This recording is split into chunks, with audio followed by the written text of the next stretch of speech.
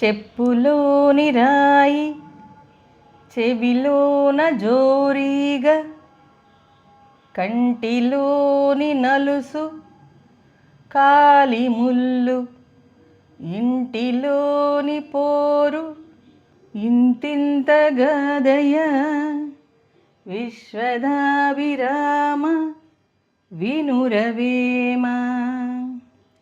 చెప్పులోని రాయి చెవిలోన జోరీగా కంటిలోని నలుసు కాలిముళ్ళు ఇంటిలోని పోరు ఇంతింత గాదయ విశ్వదాభిరామ వినురవేమ.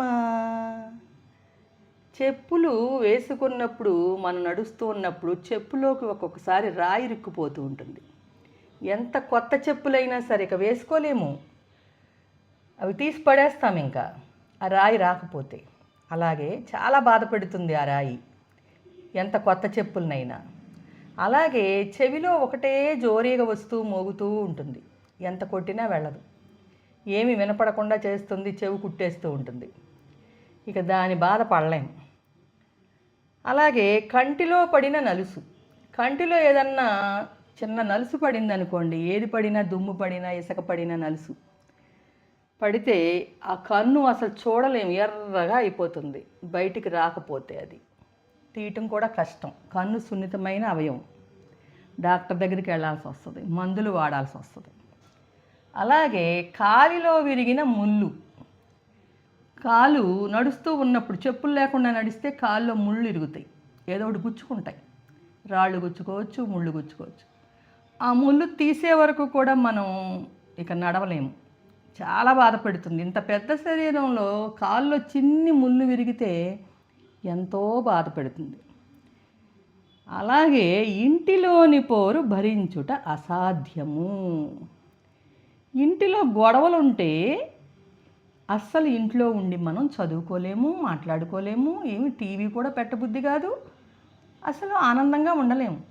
కాబట్టి ఇంట్లో ఆనందంగా ఉండాలి, ఇంట్లో గొడవలు లేకుండా ఆనందంగా చక్కగా ప్రశాంతంగా ఉండి మనం పనులు చేసుకోవాలి. అందరితో మంచిగా ఉంటే ఇంట్లో గొడవలు రావు. దాన్ని దేంతో పోల్చాడు వేమన గారు?